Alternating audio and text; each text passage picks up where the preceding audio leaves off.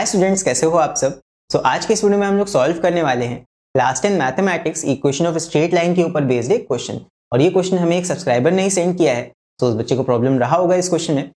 इस क्वेश्चन के ऊपर मैंने वीडियो इसलिए बनाया है बिकॉज ये क्वेश्चन काफी इंपॉर्टेंट है, बिकॉज इस एक क्वेश्चन में ढेर सारे कॉन्सेप्ट्स का यूज होना है। आज के इस वीडियो में हम इस क्वेश्चन को तो सॉल्व करेंगे ही करेंगे और साथ में उन सारे कॉन्सेप्ट्स की भी बात करेंगे जो इस क्वेश्चन को सॉल्व करने में लगने वाले हैं। मेरा सजेशन यही रहेगा आप लोग से कि इस वीडियो को पूरा एंड तक जरूर देखना, बिकॉज इस एक वीडियो को देख के आप ढेर सारे कॉन्सेप्ट सीखने वाले हो, राइट। बात करें अगर क्वेश्चन की, क्वेश्चन ये रहा जो हमारे सब्सक्राइबर ने सेंड किया था। क्वेश्चन नंबर 17 क्वेश्चन है बुक का, एंड इसी को आज हम सॉल्व करेंगे। क्वेश्चन को सॉल्व करने से पहले एक कोट है आप लोग के लिए, जिसको आप लोग यहाँ पढ़ भी सकते हो, दैट कभी भी जब आप कोई क्वेश्चन सॉल्व करते हो, if you understand the question half the battle is one. अगर आप कोई क्वेश्चन समझ लेते हो सॉल्व करने से पहले, तो आधा आपका काम ऐसे ही हो चुका होता है। तो ये बात आप हमेशा याद रखना, मेरी मैम ने बताई थी मेरे जब मैं स्कूल में था। ये काफी इंपॉर्टेंट कोटेशन है दैट जब भी आप कोई क्वेश्चन समझ लेते हो तो आपका आधा काम ऑलरेडी हो चुका होता है। तो क्वेश्चन देखते ही आप उसको करने मत बैठ जाओ, पहले क्वेश्चन समझो, क्वेश्चन आपसे पूछ क्या रहा है, एंड देन उसके बाद उस क्वेश्चन को करने की कोशिश करनी चाहिए। चलो अभी इस क्वेश्चन को हम लोग पढ़ते हैं और फिर सॉल्व करना स्टार्ट करते हैं। ये रहा क्वेश्चन, यहाँ पे रीड कर सकते हो। तो हमें गिवन है the equation of line is 3x + 4y - 7 = 0। अब हमारे पास एक लाइन है जिसका इक्वेशन हमको गिवन है, हमारी कोई लाइन है। हमें इसी लाइन का फर्स्ट पार्ट में क्या बताना है, slope of the line. We have to find the slope of this line, जो लाइन हमें यहाँ पे गिवन है। तो कैसे निकालते हैं स्लोप, बहुत ही आसान होता है। देख लो, अगर आपको स्टैंडर्ड इक्वेशन ऑफ लाइन पता है, लाइन चैप्टर अगर आपने पढ़ा होगा तो ये चीज आपने सबसे पहले पढ़ी होगी, y = mx + c। ये होता है standard form of a line, standard form of equation of a line. Equation of line का स्टैंडर्ड जो फॉर्म होगा वो कुछ इस तरह का होगा। तो जो हमें इक्वेशन दिया हुआ है 3x + 4y - 7 = 0, ये अभी इतने स्टैंडर्ड फॉर्म में नहीं है। तो हम क्या करेंगे, सबसे पहले इस इक्वेशन को स्टैंडर्ड फॉर्म में बनाएंगे। कैसे बनाएंगे देख लो, आपको क्या करना है, इस इक्वेशन में y को सब्जेक्ट बनाना है। y को सब्जेक्ट बनाने के लिए उसके अलावा जितनी भी चीजें हैं आपको दूसरे साइड भेजनी होंगी। कैसे करेंगे देख लो, 4y को हमने यहीं पे रखा, बाकी दोनों टर्म्स हमने भेज दिए राइट साइड। अब यहाँ पे 3x प्लस का था, उधर जाके माइनस का हो गया, -7 उधर जाके प्लस का हो गया। अब यहाँ पे हमें 4 भी नहीं चाहिए y के साथ में, तो y के साथ 4 मल्टीप्लाई में है तो 4 को हम उधर भेज देंगे डिवाइड में। ये दोनों टर्म्स के नीचे डिवाइड में लग जाएगा। आप चाहो तो सिंगल लाइन खींच के भी लगा सकते हो, देन फ्रैक्शन ब्रेक कर सकते हो। मैंने डायरेक्टली यहाँ पे 4 को दोनों फ्रैक्शंस के नीचे लगा दिया है। अब इस इक्वेशन को हम कंपेयर कर सकते हैं अपनी स्टैंडर्ड इक्वेशन के साथ, जो कि इसके जैसी लग रही है। y = एक यहाँ पे कोफिशिएंट है जो कि x से मल्टीप्लाई हो रहा है, देन प्लस एक कांस्टेंट वैल्यू। तो यहाँ पे mx + c के फॉर्म में हम इसको ले आए हैं।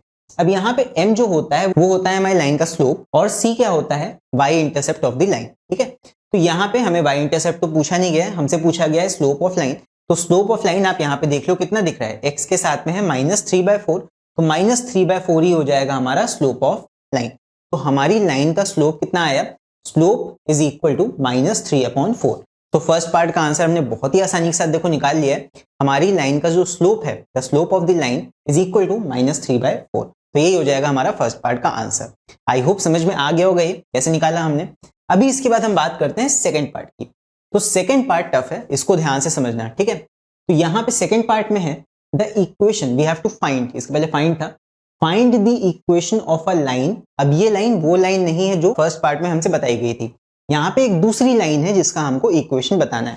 तो यहाँ पे ये है new line, perpendicular to the given line and passing through the intersection of lines this and this. तो यहाँ पे हमें एक नई लाइन का इक्वेशन बताना है जो कि परपेंडिकुलर है टू द गिवन लाइन।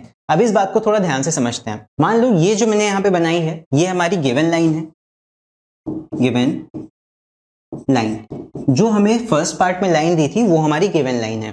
अब यहाँ पे जिस लाइन का हमें इक्वेशन बताना है, it is perpendicular to our given line, मतलब फर्स्ट पार्ट वाली लाइन का परपेंडिकुलर है ये वाली लाइन, यानी कि ये वाली जो लाइन है जिसका हमें इक्वेशन फाइंड करना है ये परपेंडिकुलर होगी टू दिस लाइन। ठीक है, परपेंडिकुलर का मतलब ये हमारी लाइन से 90 डिग्री पे इस तरह लाई कर रही है। तो हमें इस लाइन का इक्वेशन बताना है। आई होप इतना क्लियर है।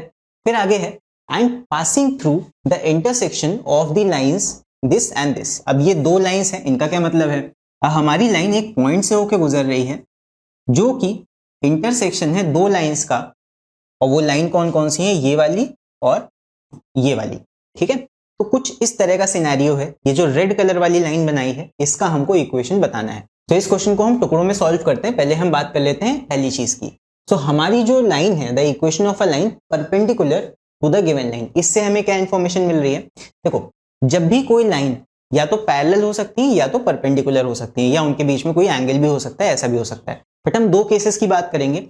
जब कोई दो लाइंस पैरेलल होती हैं, जैसे रेल की पटरी होती है, उसकी जो दो रेल्स हैं वो पैरेलल होती हैं। तो मान लेते हैं उसी तरह से दो लाइंस हैं, पैरेलल हैं, तो उनका स्लोप इक्वल होता है। पैरेलल के केस में उनका स्लोप बराबर हो जाएगा। फिर अगर वो दोनों लाइंस, जैसे मान लो कोई दो लाइंस हैं वो परपेंडिकुलर है इस तरह, तो उनका जो स्लोप होता है, उनका प्रोडक्ट हमेशा -1 के बराबर आता है। तो यहाँ पे दो परपेंडिकुलर लाइंस का प्रोडक्ट m1 इंटू m2, अगर इनका स्लोप हम m1 m2 मान लेते हैं तो वो -1 के बराबर आता है।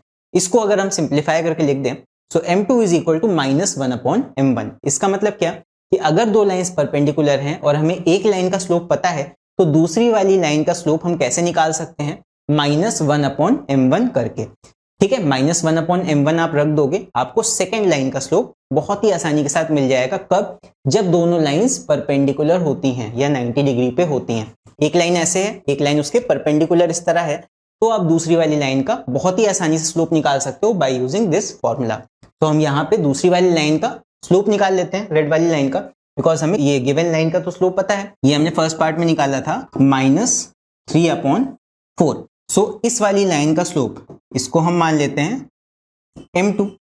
सो अभी हमने देखा कि परपेंडिकुलर लाइंस का जो स्लोप होता है वो कुछ इस तरह रिलेटेड होता है, m2 is equal to -1/m1। तो m1 का वैल्यू हमारा कितना? -3/4। इसको यहाँ रख देते हैं, ये हो जाएगा -1/-3/4। माइनस माइनस कैंसिल हो जाएगा यहाँ पे, और 3/4 क्योंकि डिनोमिनेटर में है, इसको हम रेसिप्रोकल करके ऊपर ले आएंगे, तो ये हो जाएगा 4/3। यानी कि जो m2 आया वो आया 4/3। तो हमारी न्यू लाइन का स्लोप जो है, न्यू लाइन स्लोप, ये हो जाएगा 4/3। तो नई वाली लाइन का स्लोप याद रखना 4/3 हमने निकाल लिया है। ये हमने कैसे निकाला? By this information. ये जितनी इंफॉर्मेशन गिवन है इसकी मदद से हमने ये निकाल लिया है। चल अब हम बात करते हैं नेक्स्ट वाले हिस्से की, नेक्स्ट वाले पोर्शन की, यानी कि the intersection of the lines this and this. जो क्वेश्चन के लास्ट में हमें दिया हुआ था कि हमारी लाइन एक ऐसे पॉइंट से होकर गुजर रही है जो कि दो अलग लाइंस का इंटरसेक्शन पॉइंट है, तो हमें इन दोनों लाइन का इंटरसेक्शन पॉइंट निकालना है। तो ध्यान रखना, जब भी कोई दो लाइंस हैं उनका इंटरसेक्शन पॉइंट निकालना है। इंटरसेक्शन पॉइंट मतलब ये मान लो एक लाइन और ये मान लो दूसरी लाइन, तो इन दोनों का जो ये इंटरसेक्शन कटिंग पॉइंट आ रहा है, इसी को बोलते हैं पॉइंट ऑफ इंटरसेक्शन। तो इस वाली लाइन का और इस वाली लाइन का पॉइंट ऑफ इंटरसेक्शन कैसे निकाला जाएगा? वो निकाला जाएगा इन दोनों इक्वेशंस को साइमल्टेनियसली सॉल्व करके। कोई भी दो लाइंस हैं वो कहीं ना कहीं तो कट करेंगी, अगर करेंगी तो हम उनको साइमल्टेनियसली सॉल्व कर लेंगे और एक पॉइंट हमारा निकल के आ जाएगा। तो कैसे सॉल्व करेंगे? यहाँ पे y माइनस का है और दूसरी इक्वेशन में y प्लस का है, और दोनों के ही आगे 1 लगा हुआ है, मतलब कुछ नहीं है। तो यहाँ पे आप सिंपली दोनों इक्वेशंस को ऐड कर दोगे, तो ऐड करोगे क्या होगा? y कट जाएगा, x प्लस 3x ये हो जाएगा 4x, और यहाँ पे +2 -10 ये हो जाएगा -8 इज इक्वल टू 0। अब यहाँ पे इसको हम सॉल्व कर लेंगे अगर, तो ये हो जाएगा 4x इक्वल टू 8 को उधर साइड भेज देंगे, ये हो जाएगा 8। सो x इक्वल टू हमारा आ जाएगा, आप 4 को उधर साइड ले आओ, 8/4 दैट इज इक्वल टू 2। तो यहाँ सॉल्व करके हमने क्या निकाला? x equal to 2। एक वैल्यू हमारा x का आ गया। अब बस इस वैल्यू को हम किसी भी एक इक्वेशन में रख के y का भी वैल्यू निकाल सकते हैं।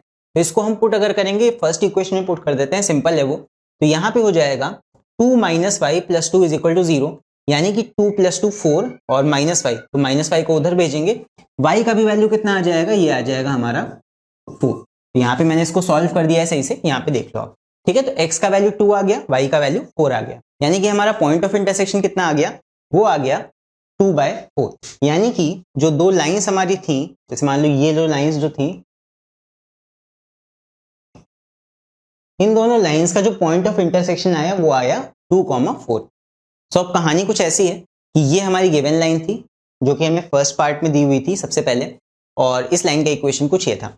हमारी जो सेकंड पार्ट वाली लाइन है, रेड कलर से मैंने बनाई है, ये हमारी गिवन लाइन के परपेंडिकुलर है, और परपेंडिकुलर की मदद से हमने इसका स्लोप निकाल लिया, यानी कि 4/3। और हमारी जो ये नई लाइन है ये एक ऐसे पॉइंट से होकर गुजरती है जो कि दो लाइंस के इंटरसेक्शन पे लाई करता है, और वो पॉइंट हमने निकाल लिया है पॉइंट ऑफ इंटरसेक्शन 2,4। तो अब ये कुछ कहानी है और हमें अपनी इस लाइन का इक्वेशन बताना है, इस वाली लाइन का। तो कैसे बताएंगे लाइन का इक्वेशन, इसकी बात करते हैं। तो कोई भी लाइन हो, दुनिया की कोई भी लाइन XYZ हो, उसका इक्वेशन आप बहुत ही आसानी के साथ निकाल सकते हो। बस आपको दो बातें पता होनी चाहिए। पहली चीज कि उस लाइन का स्लोप क्या है, और दूसरी चीज कि वो किस पॉइंट से होकर गुजरती है। हम दो पॉइंट्स की मदद से भी लाइन का इक्वेशन निकाल सकते हैं बाय यूजिंग 2 पॉइंट फॉर्मूला, या फिर अगर आपको लाइन का स्लोप पता है और आपको ये पता है कि वो किस पॉइंट से होकर गुजरती है, तब आप बहुत आसानी से उस लाइन का इक्वेशन बता सकते हो। कैसे? Using slope point formula. ये आप सभी ने बुक में पढ़ा होगा। स्लोप पॉइंट फॉर्मूला ये कहता है कि अगर कोई लाइन है, उसका स्लोप पता है, एक पॉइंट पता है, तो आप इस फॉर्मूले का यूज करके उस लाइन का इक्वेशन बहुत आसानी से बना सकते हो। फॉर्मूला क्या है? y minus y1 is equal to M X minus x1। फिर से दोहराओ, y minus y1 is equal to M X minus x1। बस यही फॉर्मूला हमको यूज करना है यहाँ पे इस इक्वेशन में। बेसिकली इस फॉर्मूले में हमें बहुत ज्यादा चीजें नहीं चेंज करनी है।